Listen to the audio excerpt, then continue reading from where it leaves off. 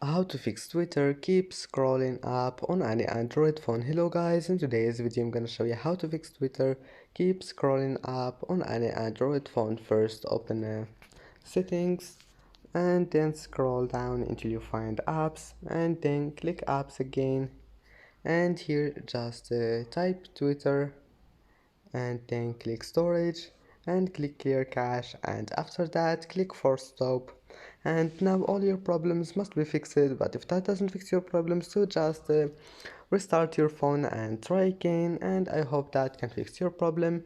And if that also doesn't fix your problem, so just go to Play Store and check if there's any update, and then update